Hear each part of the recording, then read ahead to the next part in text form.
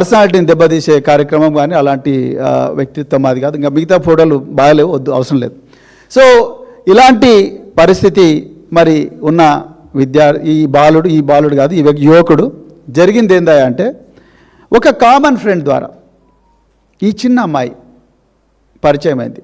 వీళ్ళు అనుకుంటున్నట్టుగా వీళ్ళ మీద నిందేస్తున్నట్టుగా 50,000 రూపాయలు ఎక్స్టార్షన్ చేసి బతికే కుటుంబం వీళ్ళది కాదు. ఈ అమ్మాయి వాళ్ళమ్మ నిన్న పేట్ బషీరాబాద్ పోలీస్ స్టేషన్కు ఫార్చునర్ కారులో వచ్చింది.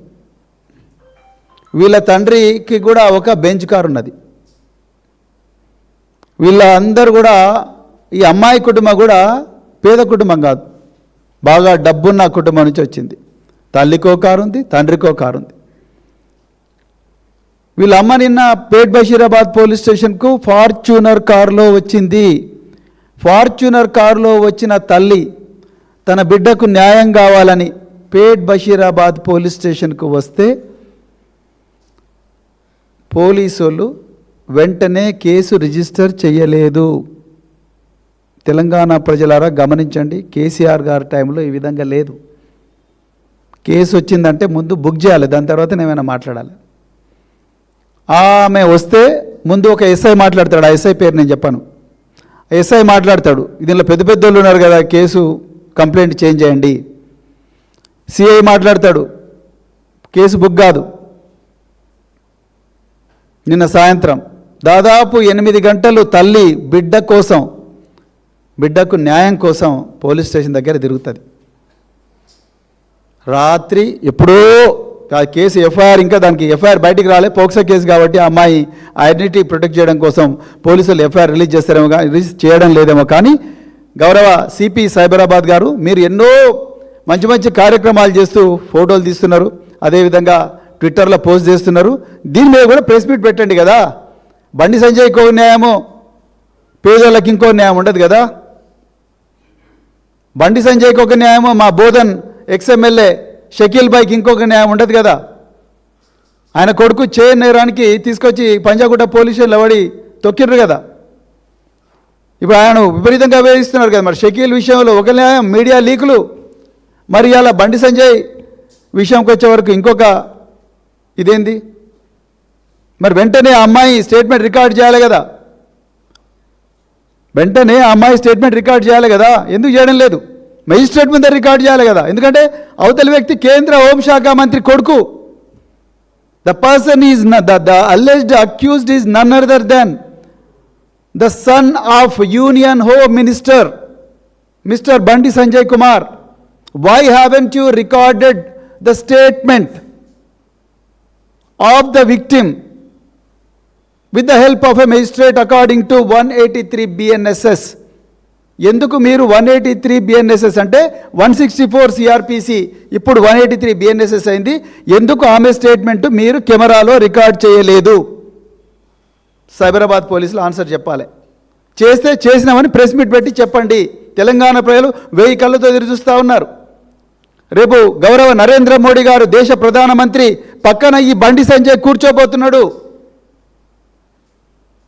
రేపు బీజేపీ వాళ్ళు వేలాది మంది మహిళలను తరలించబోతున్నారు. వాళ్ళందరికీ ప్రధానమంత్రి సమాధానం చెప్పాలి. నా పక్కన కూర్చున్న కేంద్ర హోంశాఖ సహాయ మంత్రి కొడుకు సచ్చిలుడా, లేకపోతే చెడ్డోడా, లేకపోతే ఇంకేందో నేరస్తుడా, ఆ విషయాలన్నీ నరేంద్ర మోడీ గారు, అమిత్ షా గారు రేపు తెలంగాణ ప్రజలకు సమాధానం చెప్పాలి. చెప్పకపోతే బీజేపీలో ఉండే మహిళా నాయకురాళ్ళందరూ, మీరు భవన్లో కూర్చొని ప్రెస్ మీట్లు పెట్టుడు కాదు, మీ సోషల్ మీడియా వింగ్తోని ఫేక్ నెరేటివ్లు పెడిల్ చేసుడు కాదు, రేపు గౌరవ నరేంద్ర మోడీ గారిని, బండి సంజయ్ గారిని, అమిత్ షా గారిని మీరు అడగాలి, ఇది నిజమేనా?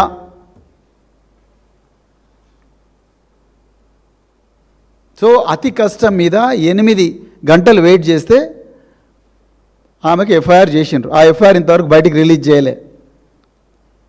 ఎందుకు రిలీజ్ చేయడం లేదో అది మీకే వదిలేస్తున్నాం. అమ్మాయి పేరుంది, కరెక్టే, రిలీజ్ చేయడం లేదు అనుకుందాం ఫర్ వైల్. కానీ మీరు ప్రెస్ మీట్ అన్న పెట్టాలిగా, మీ ఇన్స్పెక్టర్ అన్న పెట్టాలి, ఏసీపీ అన్న పెట్టాలి, లేకపోతే మీ సిపి అన్న పెట్టాలి, లేకపోతే మీ పిఆర్ఓ అన్న పెట్టాలి. ఎవరు పెట్టలేదు. ఓకే. సో ఇక విషయానికి వస్తే సో ఈ అమ్మాయి ఒక కామన్ ఫ్రెండ్ ద్వారా ఈ బండి సాయి భగీరథ్ కలిసింది. ఎంత ఘోరమయ్యా అంటే కేంద్ర హోంశాఖ సహాయ మంత్రి కొడుకు ఈ అమ్మాయితోని చాటింగులు, ఈ అమ్మాయితోని విపరీతంగా మానసికంగా వేధించడం, ఈ అమ్మాయి మీద 3 సార్లు అత్యాచార యత్నం చేసినట్టుగా మాకు వస్తున్న సమాచారం. ఒకసారి మొయినాబాద్ ఫామ్ హౌస్లో, ఇంకొకసారి హైదరాబాదుకు ఉత్తర దిశలో ఉండే ఒక కాలనీలో వాళ్ళ ఇంటి దగ్గర బేస్మెంట్ ఏరియాలో అత్యాచార యత్నం చేసినట్టుగా, అదేవిధంగా నానక్రామగూడలో కూడా అత్యాచార యత్నం చేసినట్టుగా మాకు సమాచారం వస్తున్నది. విశ్వసనీయమైన సమాచారం ఉన్నది. మాకుండే సమాచారం మేరకు ఈ అమ్మాయి తల్లి ఈ ఆధారాలన్నిటితోని నిన్న పేట్ బషీరాబాద్కు అమ్మాయి తల్లి ఇద్దరు పోయినరు. మరి పోలీసుల గుండె ఎందుకు కరగలేదో నాకైతే తెలియదు. 3 సార్లు మొయినాబాద్ ఫామ్ హౌస్లో అయితే డిసెంబర్ 31 నాడు రాత్రి, అంటే ఆ సంవత్సరానికి అదే చివరి రోజు, న్యూ ఇయర్ డే సెలబ్రేషన్స్ జరుగుతూ ఉంటే రాత్రి వాళ్ళు తాగే డ్రింక్లో మత్తుమందు కలిపి ఆ అమ్మాయి మీద అత్యాచారం చేసిండ్రు అనేది కంప్లైంట్. ఒక కేంద్ర హోంశాఖ సహాయ మంత్రి కొడుకు మొయినాబాద్ ఫామ్ హౌస్లో ఒక మైనర్ బాలిక మీద అత్యాచారం చేస్తుంటే ఈ రాష్ట్రంలో ఉండే ఇంటెలిజెన్స్ యంత్రాంగం, పోలీస్ యంత్రాంగం ఏం చేస్తున్నది? అంటే మొయినాబాద్లో ఫామ్ హౌస్ల మీద దాడి చేస్తారు కదా, ఈ మొయినాబాద్ ఫామ్ హౌస్ ఎందుకు మీకు తెలియలేదు? నేను ఇవాళ సైబరాబాద్ పోలీసులను, తెలంగాణ పోలీసులను అడుగుతా ఉన్నా. అంటే ఆయన కేంద్ర హోంశాఖ సహాయ మంత్రి అయినందుక, లేకపోతే బండి సంజయ్ గారికి, కిషన్ రెడ్డి గారికి, రేవంత్ రెడ్డి గారికి అవినాభావ సంబంధం ఉన్నందుక? మీరు ఈ విషయాలు తెలంగాణ ప్రజలకు చెప్పాలి. ఆ అమ్మాయిని పెళ్ళి మైనర్ అయిపోయిన తర్వాత, మేజర్గా అయిన తర్వాత నిన్ను పెళ్లి చేసుకుంటానని నమ్మబలికిండంట సాయి భగీరథ్. సో ఇప్పుడు నాకు నువ్వు అవసరం లేదన్న వెంటనే ఆ అమ్మాయి 2 సార్లు, ఒకసారి ఉరేసుకోవాలని ప్రయత్నం చేసిందంట, 2 సార్లు చేయి మీద గాజు పెంకుతోని గాయాలు కూడా చేసుకున్నదంట. ఇది నాకు వస్తున్న సమాచారం. తప్పైతే సైబరాబాద్ పోలీసు వాళ్ళు చెప్పాలి. Because we don't know the facts. I got the information through my own sources. నాకుండే విశ్వసనీయ వర్గాల మేరకు నాకు వచ్చిన సమాచారం. ఇది తప్పైతే మీరు తప్పని చెప్పాలి. దాని తర్వాత ఇది ఈ విధంగా ఉండగా, మరి ఒక V6లో పనిచేసిన ఒక జర్నలిస్టు ఇటీవలే ఆయన బీజేపీలో జాయిన్ అయ్యాడు.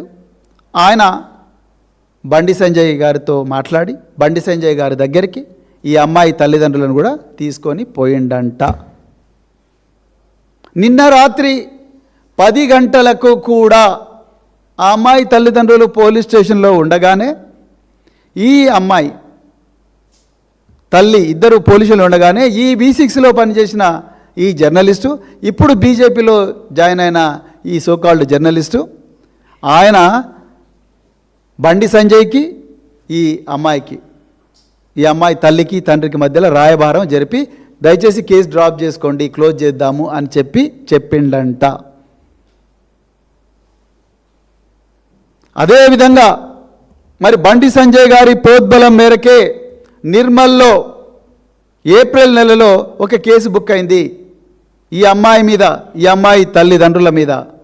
నేను మళ్ళీ చెప్తున్నా, వీళ్ళు ఎక్స్టార్షనిస్టులు వెళ్తే వీళ్ళు బెంచ్ కార్లల్లో లేకపోతే ఫార్చ్యూనర్లో తిరగరు. అది 50,000కి ఆశపడరు. 50,000 ఇచ్చినట్టుగా ఆధారాలు కూడా చూపించాలి. ఆయన జీపేనో, ఫోన్పేనో, గూగుల్ పేనో, లేకపోతే పేటీఎమ్మో, ఏదో ఒకటి బ్యాంక్ నుంచి బ్యాంకు ట్రాన్సాక్షన్ అంటే క్యాష్ అయితే ఎక్కడి నుంచి క్యాష్ డ్రా చేసిండు అవన్నీ చూపించాలి. ఎవరు? బండి సాయి భగీరథ్. అవన్నీ ఇయ్యలే, బట్టగాల్సి మీద పడేసిండు అమ్మాయి మీద. ఆ విధంగా మరి ఈ అమ్మాయి మీద చేసిండు. ఇక వీళ్ళు సైబరాబాద్ పోలీసులు నాకు వస్తున్న సమాచారం మేరకు ఒక క్రైమ్ రిజిస్టర్ చేసిండ్రు. ఏం సెక్షన్ల కింద రిజిస్టర్ చేసిండ్రంటే 684/2026 అనే క్రైమ్ నెంబర్తోని పేట్ బషీరాబాద్లో ఒక కేసు రిజిస్టర్ చేసినట్టుగా మాకు సమాచారం వస్తున్నది. సో నేను చెప్పింది తప్పైతే సైబరాబాద్ కమిషనర్ గారు నన్ను కరెక్ట్ చేయొచ్చు. సో అందులో ఏమేమి సెక్షన్లు పెట్టిండంటాయా, BNS Section 74, BNS Section 75, Sexual Harassment of Child, Section 11 and Section 12 of POCSO Act. గమ్మత్తైన విషయం ఏంటంటే ఈ మూడిట్లో కూడా నేరం ఏదైతే ఉందో ఆ నేరానికి శిక్ష కేవలం 2 సంవత్సరాలు 3 సంవత్సరాలు 3 సంవత్సరాలు. అంటే ప్రజలకు తెలవాల్సింది ఏందయ్యా అంటే ఇది స్టేషన్ బెయిల్ పొందే విధంగా ఈ కేసులు బుక్ అయినాయి. BNSS భారతీయ నాగరిక సురక్షా సమితి ఏదైతే BNSS అని ఉందో ఒకప్పుడు CRPC, ఈ BNSSలో 35 Clause 3 అని ఒక సెక్షన్ ఉంటుంది. దాంట్లో స్టేషన్ బెయిల్ ఇవ్వచ్చు. ఆ విధంగా మన పుత్రరత్నం చిరంజీవి బండి సాయి భగీరథ్కు బాబు నువ్వు చిన్న తప్పే చేసినావు, ఇగో నీకు స్టేషన్ బెయిల్ ఇవ్వచ్చు. Section 74 2 సంవత్సరాలే, Section 75 3 సంవత్సరాలే, పాక్సోలో కేవలం 3 సంవత్సరాలే ఉంది కాబట్టి నీకు స్టేషన్ బెయిల్ ఇచ్చి పంపిస్తావు, నీ పని నువ్వు చేసుకో, ఇంకా నువ్వు ఎంతమంది అమ్మాయిలన్నా నాశనం చేయి, ఇగో ఇట్లనే ఉంటుంది అని చెప్పి దుండిగల్లో ఎట్లయితే ఆనాడు ఆ పిల్లగాన్ని కొడితే ఘోరంగా బండి సంజయ్ వెనకేసుకొని వచ్చిండు. అరే చిన్నపిల్లలు కొట్లాడుకుంటారు భయ, ఏమున్నది పిల్లలు మజాక్లో కొట్లాడుకుంటారు అని చెప్పి వెనకేసుకొచ్చినావు కదా, అట్లా వెనకేసుకొచ్చినందుకే సంజయ్ గారు ఇలా అమ్మాయిల జీవితాన్ని నాశనం చేసిండు. ఎంతమందిని చేసిండో ఇది ఓన్లీ తెలుస్తున్నది.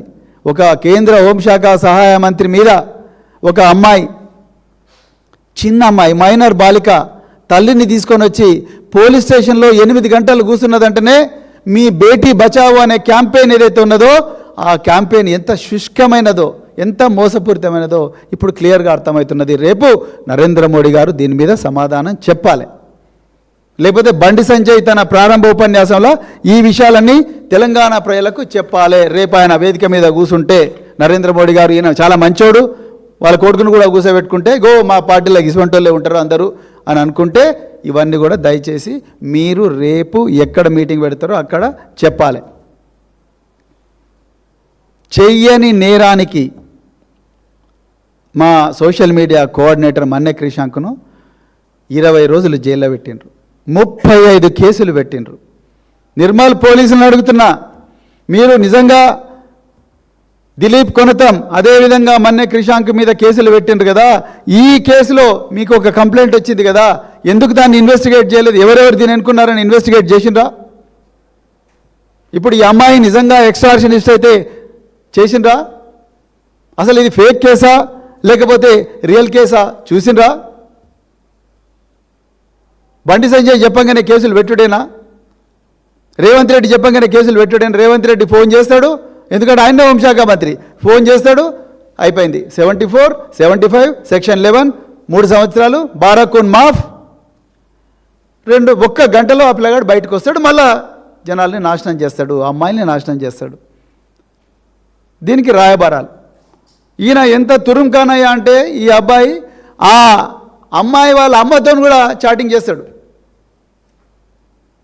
చేసి ఆంటీ ఏదో కంప్లీట్ చేసేసుకోండి ఇక ఇట్లాంటివి నడుస్తూనే ఉంటాయి అన్నమాట అన్నాడని మరి ఇలా మాకు సమాచారం వస్తూ ఉన్నది. ఇంత దారుణమైన పరిస్థితి ఉంటే మరి ఏ విధంగా తెలంగాణ పోలీస్ యంత్రాంగం మిన్నకుంటా ఉన్నది ఇలా మాకు అర్థం కావడం లేదు. నిజానికి రేవంత్ రెడ్డి గారు మీరు తుఫైల్ కేసుల మీద సిట్లేసిండ్రు, ఎందుకు పనికిరాని కేసులు, అసలు నేరం కాని వాటిని నేరం అని చెప్పి రాత్రి 2 గంటలకు అసెంబ్లీ సాక్షిగా 1 కోటి మంది రైతులకు నీళ్ళిచ్చిన కాళేశ్వరం ప్రాజెక్టు, 70 లక్షల మంది రైతులకు నీళ్ళిచ్చిన కాళేశ్వరం ప్రాజెక్టు మీద సిబిఐ అన్నారు, ఎలక్ట్రిసిటీ దాని మీద సిబిఐ అన్నారు. కానీ దీని మీద సిబిఐని ఎందుకంటలేరు మీరు? బండి సంజయ్ కొడుకైతే ఒక న్యాయం, ఇంకొకరైతే ఇంకొక న్యాయమా? ఇలా మీరు చెప్పాలి, దీని మీద సిబిఐ వేయాలి. నిజానికి ఇలా తెలంగాణ ప్రజలు గుర్తుపెట్టుకోవాలి, ఇదే బీజేపీ ఎమ్మెల్యే అయిన మరి సేన్ గారు అంటే ఉత్తరప్రదేశ్లో ఉన్నావు, 2017లో బీజేపీ ఎమ్మెల్యే అయిన ఉన్నావు. ఒక అమ్మాయి 17 సంవత్సరాలున్న అమ్మాయి ఉద్యోగం కోసం ఆయన క్యాంప్ ఆఫీస్కి పోతే అరే ఈ అమ్మాయి చాలా అందంగా ఉన్నదని చెప్పి ఆ అమ్మాయిని ఆయన అనుచరులందరూ కిడ్నాప్ చేసి ఒక ఫామ్ హౌస్కి తీసుకుపోయి ఘోరంగా అత్యాచారం చేస్తారు ఆ అమ్మాయిని. 2017లో 2018లో అక్కడ పోలీసులు మాకు న్యాయం చేయడం లేదు అని చెప్పి తండ్రి మళ్ళీ పోరాటం చేస్తే ఇదే బీజేపీ ఎమ్మెల్యేకి వ్యతిరేకంగా ఆ తండ్రిని విపరీతంగా కొడతారు. కొడితే తండ్రి పోలీస్ కస్టడీలో చనిపోతాడు. ఇంకా ప్రజలందరూ కూడా తర్వాత ప్రజలందరూ కూడా బాగా పోరాటం చేస్తే అప్పుడు ఒత్తిడికి లోనై ఇప్పుడు బీజేపీ ప్రభుత్వం సిబిఐ ఎంక్వైరీకి ఆర్డర్ చేస్తుంది. సిబిఐ నిజంగా ఈ అమ్మాయి మీద అత్యాచారం జరిగింది, ఈమె తండ్రిని కూడా కావాలనే చంపినరు, ఎందుకంటే అతను కీలకమైన సాక్షి కనుక అని చెప్పి మరి చేస్తే అతనికి దాదాపుగా 20 సంవత్సరాల శిక్ష పడుతుంది. ఎంత ఘోరం అంటే న్యాయ వ్యవస్థ, న్యాయమూర్తులారా ఒకసారి ఆలోచించండి. మీరు ఎవరి పక్షపాతులు? పేద వర్గాల పక్షపాతులా, ధనవంతుల పక్షపాతులా? న్యాయ వ్యవస్థ అతన్ని హైకోర్టు ఇతని శిక్షను సస్పెండ్ చేస్తారు. ఈ దేశంలో న్యాయం ఇంకా బతికే ఉంది కాబట్టి సుప్రీంకోర్టులో ఆ హైకోర్టు ఆర్డర్ను కొట్టేస్తారు. నేను అంటున్నా, రేపు ఈ బండి సాయి భగీరథ్ బండి సాయి భగీరథ్ ఏ అమ్మాయినైతే అత్యాచారం చేసిండో ఆ అమ్మాయి తల్లికి తండ్రికి ప్రాణాలకు ప్రమాదం ఉన్నది. వాళ్ళ మీద ఏ ప్రమాదం జరిగినా, ఏ దాడి జరిగినా తెలంగాణ పోలీసులారా మీరే బాధ్యులవుతారు. ఎందుకంటే బండి సంజయ్ దేనికైనా తెగిస్తాడు. మొన్ననే మీరు చూసిండ్రు కరీంనగర్ బీఆర్ఎస్ క్యాంప్ ఆఫీస్ మీద గంజాయి మత్తులో 30 మందిని పంపిస్తే పాడి కౌశిక్ రెడ్డి చేసిన తప్పేంటి?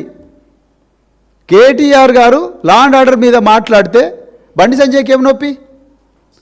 పాడి కౌశిక్ రెడ్డి ఎప్పుడైతే ప్రెస్ కాన్ఫరెన్స్ కంప్లీట్ చేస్తాడో అప్పుడే 30 గంజాయి మత్తులో ఉన్న మూకలను బండి సంజయ్ ఇంటి నుంచి వచ్చి ఆయన కారును పూర్తిగా ధ్వంసం చేసి ఆయన చంపడానికి ప్రయత్నం చేసిండ్రు. రేపు ఇదే బండి సంజయ్ తన కొడుకును కాపాడుకోవడం కోసం अपना खुद की बेटे को बचाने के लिए ये लड़की और उसके माँ और उसके पिताजी को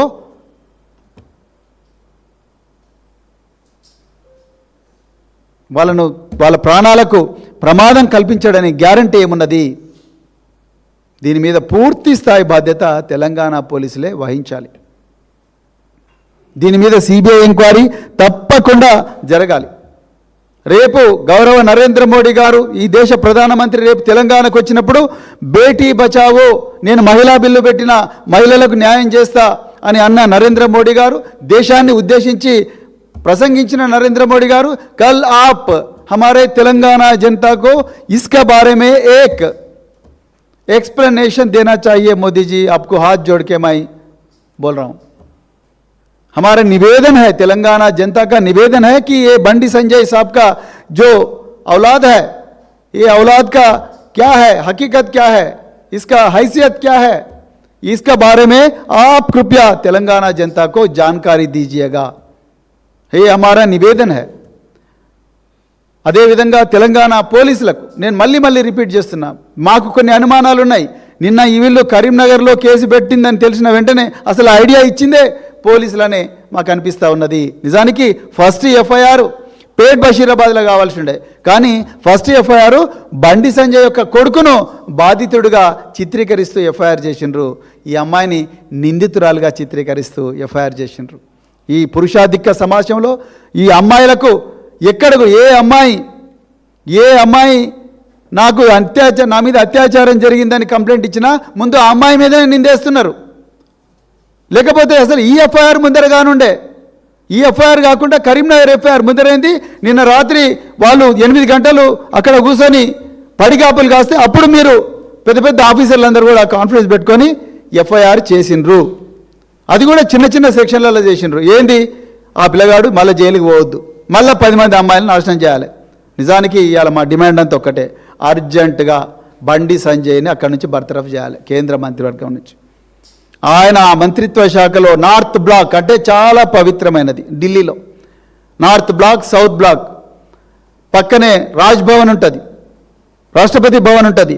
ఈ నార్త్ బ్లాక్లో ఉండే ministry of home అఫైర్స్లో కూర్చుంటున్నాడు Bandi Sanjay గారు.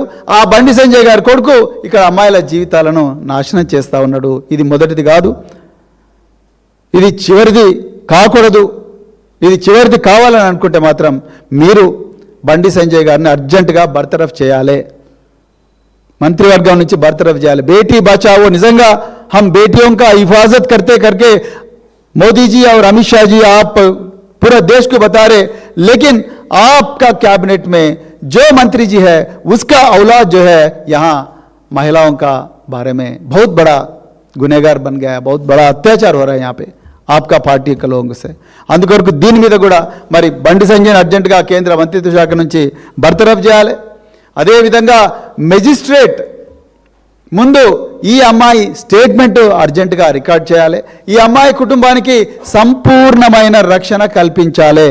ఎందుకంటే ఈ బండి సంజయ్ కొంతమంది గ్యాంగులను పంపించి మొన్న మందుల సామేలను ఇంటి మీద రాళ్ళేయించుండు. ఆయన ఎమ్మెల్యే కాంగ్రెస్ వాళ్ళు బీజేపీ వాళ్ళు మిలాఖత్ కాబట్టి ఆ మందుల సామేల గురించి ఎవరు మాట్లాడలేదు. సో ఈయన ఎవరి మీదైనా కూడా రాళ్ళు వేయిస్తాడు, లేకపోతే ఆ గ్యాంగులను పంపిస్తాడు. ఆ గ్యాంగుల చేతిలో ఈ కుటుంబానికి ప్రమాదం అయ్యే పరిస్థితి ఉంది. కాబట్టి వాళ్ళకు సంపూర్ణమైన రక్షణ కల్పించాలి. వాళ్ళ మీద ఈగ వాలినా, వాళ్ళకు చీమ గరిచినా అది తెలంగాణ పోలీసుల బాధ్యతనే, ఇంకొకరి బాధ్యత కాదు. ఇక నాలుగవది, ఈ బండి సాయి భగీరథ్ను అర్జెంటుగా పీడీ యాక్ట్ కింద జైల్లో పెట్టాలి. ఇది మొదటిది కాదు. ఇంతకుముందు ర్యాగింగ్ కేసులో నేను వీడియోలు చూపించిన, అంతకుముందు వాళ్ళ నాన్నగారు మరి 163 స్టేట్మెంట్ 164 స్టేట్మెంట్ ఎందుకు రికార్డ్ చేయడం లేదు ఒకసారి పెట్టండి. అది ఆయన బండి సంజయ్ గారు 164 స్టేట్మెంట్ రికార్డ్ చేయాలి, ఆయనే చెప్పిండు. దేశవ్యాప్తంగా చర్చించుకుంటారు. 28 సంఘటన జరిగితే దీన్ని గోప్యంగా ఉంచాల్సిన అవసరం ఎందుకు వచ్చింది? వేరే దేశం నుంచి వచ్చి అత్యాచారం చేసి నాకు అర్థం కాలేదు. ఉగ్రవాదులు వచ్చి అత్యాచారం చేసిరా? పేర్లు దొరికిన అమ్మాయి పేర్లు చెప్పింది. ఇప్పటికి ఇన్ని రోజులు అయింది, కనీసం స్పందిస్తున్న రాష్ట్ర ముఖ్యమంత్రి గోప్యంగా ఎందుకు ఉంచాల్సి వచ్చింది? ఇలా మైనర్ బాలిక మీద అత్యాచారం జరిగినప్పుడు ఫోక్సో కేసు పెట్టారు. ఫోక్సో కేసు పెట్టినప్పుడు చట్టం ఏం చెప్తుంది? 164 ప్రకారము మెజిస్ట్రేట్ ముందు అమ్మాయి స్టేట్మెంట్ రికార్డు చేయాల్సిన బాధ్యత పోలీస్ అధికారుల మీద ఉంది. మరి ఎందుకు రికార్డు చేయించలే? బండి సంజయ్ గారు మీరే అన్నారు, పోక్సో చట్టం కింద 164 సిఆర్పిసి కింద స్టేట్మెంటు అమ్మాయిది రికార్డ్ చేయించాల్సి ఉండే, ఎందుకు చేయించలేదు అన్నారు. దయచేసి మీరు ఎక్కడున్నా కూడా వచ్చి మీ కొడుకును తీసుకుపోయి పోలీస్ స్టేషన్లో కూర్చోబెట్టి ఆయనను పోలీసులతో పాటు మీరు కూడా పోయి మేజిస్ట్రేట్ ముందర నిలబెట్టించి ఆ అమ్మాయిని తీసుకుపోయి నీ బిడ్డగా భావించి ఆ అమ్మాయిని తీసుకుపోయి ఆ అమ్మాయి స్టేట్మెంట్ను మేజిస్ట్రేట్ ముందర రికార్డ్ చేయించండి. మీ కొడుకుని తీసుకుపోయి పేట్ బషీరాబాద్ పోలీస్ స్టేషన్లో అప్పగించండి. నిజంగా మీకు ఏమాత్రం నైతిక విలువ ఉన్నా. ఇంకా చివరిగా నేను ఒక్కటే రిక్వెస్ట్ చేస్తున్నా బీజేపీ సోషల్ మీడియా మిత్రులకు, మీరు వాట్సాప్ యూనివర్సిటీలో మీరు చాలా సిద్ధహస్తులని తెలంగాణ సమాజానికి దేశానికి అంతా కూడా తెలుసు. సో మీరు ఒక కొత్త నెరేటివ్ ఈ అమ్మాయి మీద నిందేస్తున్నారు, బట్ట కాల్చి మీదేస్తున్నారు. 17 ఏళ్ళ ఒక బాలిక మీద, మన ఇళ్ళలో కూడా అలాంటి అమ్మాయిలు ఉంటారు. ఆ అమ్మాయి మీద మీరు ఏం చెప్తున్నారు అది నేను చదువుతా. ఇప్పుడు తెలంగాణ ప్రజలు జాగ్రత్త వినాలి. కేంద్ర మంత్రి కొడుకుపై హనీ ట్రాప్ అస్త్రం. కరీంనగర్ ఎంపీ బండి సంజయ్ కుమార్ని లక్ష్యంగా చేసుకొని జరిగిన హనీ ట్రాప్ మరియు ఎక్స్టార్షన్ వసూళ్ల ప్రయత్నం ఇప్పుడు సంచలనంగా మారింది. ఈ వ్యవహారానికి సంబంధించిన ప్రధాన అంశాలు ఈ విధంగా ఉన్నాయి. కోర్టు సినిమా కథను ఆదర్శంగా తీసుకొని లేని పోక్సో కేసు ఆపాదించి కేంద్ర మంత్రి కొడుకును బ్లాక్మెయిల్ చేసే కుట్ర బయటపడింది. ఒక మహిళ తన కూతురిని అడ్డుపెట్టుకొని బండి సంజయ్ కుమారుడిని హనీ ట్రాప్లో దించే ప్రయత్నం చేసింది. పక్కా పథకం ప్రకారం వ్యవహరించిన సదరు మహిళ ఆ తర్వాత భారీగా డబ్బులు డిమాండ్ చేస్తూ బ్లాక్మెయిల్కు దిగింది. ఈ వేధింపులు ఈ మహిళ ఆ అమ్మాయి తల్లి, చూడండి బీజేపీలో సోషల్ మీడియా ఎట్లా రాస్తుందో. ఆ అమ్మాయి తల్లి నిన్న ఎక్కడ పోయింది? ఫార్చునర్ కారులో, తండ్రికి బెంచ్ కారు ఉంది, ఈమెకు ఫార్చునర్ కారు ఉంది. ఫార్చునర్ కారులో పేట్ బషీరాబాద్ పోలీస్ స్టేషన్ పోయింది. ఈమె భారీగా డబ్బులు డిమాండ్ చేసిందంట. ఫార్చునర్ కారు బెంచ్ కారు ఒక్కోటి ₹1 కోటి ఉంటుందండి. బెంచ్ కారు అయితే 3-4 కోట్లు ఉంటుంది. మీ కొడుకే చెప్పిండు నేను 50,000 ఇచ్చిన ఆమెకు అని. ఆయనకు ఎట్లా మాట్లాడుతున్నారు మీరు? ఈ వేధింపులు మరియు బెదిరింపులు ఎక్కువడంతో బండి సంజయ్ కుమారుడు సదరు మహిళపై కరీంనగర్లో ఇప్పటికే పోలీసు ఫిర్యాదు చేశారు. సుమారు 2 నుంచి 3 కోట్ల రూపాయలు వసూలు చేయాలని, తనను లొంగ తీసుకోవాలని చూస్తున్నారని ఆయన తన ఫిర్యాదులో పేర్కొన్నారు. సదరు మహిళ తన కుమార్తె వయసును తప్పుగా చూపిస్తూ ఈ కేసును పక్కదారి పట్టించే ప్రయత్నం చేస్తోంది. అంటే ఈమె మైనర్ బాలిక కాదు అని చెప్తున్నారు. చూడండి బీజేపీల అసత్యాల అభూత కల్పనలు ఏ విధంగా ఉన్నాయో. మైనర్ అమ్మాయిని వేధించారని పోక్సో కేసు పెడతా అంటూ మీడియా ద్వారా రచ్చ చేస్తూ భయాందోళన గురి చేసే ప్రయత్నం చేస్తుంది. ఆల్రెడీ పోక్సో అయ్యింది. మీరు నాంపల్లిలో ఉన్న బీజేపీ ఆఫీస్కి ఈ జ్ఞానం కూడా లేకపోతే ఏం చేయాలి? పేట బషీరాబాద్ ఆల్రెడీ కేసు అయింది. డబ్బు ఆశించిన మేరకు రాకపోవడంతో సదరు మహిళ మీడియాను ఆశ్రయించి ఈ వ్యవహారాన్ని వివాదాస్పదం చేస్తోంది. ఆమె ఏ మీడియాను అడ్రస్ చేయాలి ఇంతవరకు? మీడియాను ఆశ్రయించి ఈ వ్యవహారాన్ని వివాదాస్పదం చేస్తోంది. కేవలం రాజకీయంగా మరియు ఆర్థికంగా ప్రయోజనం పొందేందుకే ఈ హనీ ట్రాప్ డ్రామా ఆడుతున్నట్టుగా ఆరోపణలు వినిపిస్తున్నాయి. ఇది నవ్వాలనో ఏడవాలనో తెలియడం లేదు. హనీ ట్రాప్ డ్రామా ఆడుతున్నట్టు ఆరోపణలు వినిపిస్తున్నాయి. ప్రస్తుతం ఈ వ్యవహారం పోలీసుల దర్యాప్తులో ఉంది. ఫిర్యాదు అందిన వెంటనే పోలీసులు ఈ చలాకీ ఇన్వర్టెడ్ కామర్స్లో పెట్టారండి బీజేపీలు. ఈ చలాకీ మహిళ కార్యకలాపాలపై మరియు గతంలో ఆమె ఇలాంటి నేరాలకు పాల్పడిందా అన్న కోణంలో విచారణ జరుపుతున్నారు. అంత బాగానే ఉంది, కానీ బండి సంజయ్ కొడుకు మాత్రం శుద్ధపూస అని ఇండైరెక్ట్గా మీరు చెప్పాలనుకుంటున్నారు. మీకు నిజంగా తెలివి ఉందో లేదో బీజేపీ సోదరులారా, హనీ ట్రాప్ అనేది ఇంత చిన్నోళ్ళ మీద వేయరు. హనీ ట్రాప్ అనేది గూఢచారుల మీద వేస్తారు.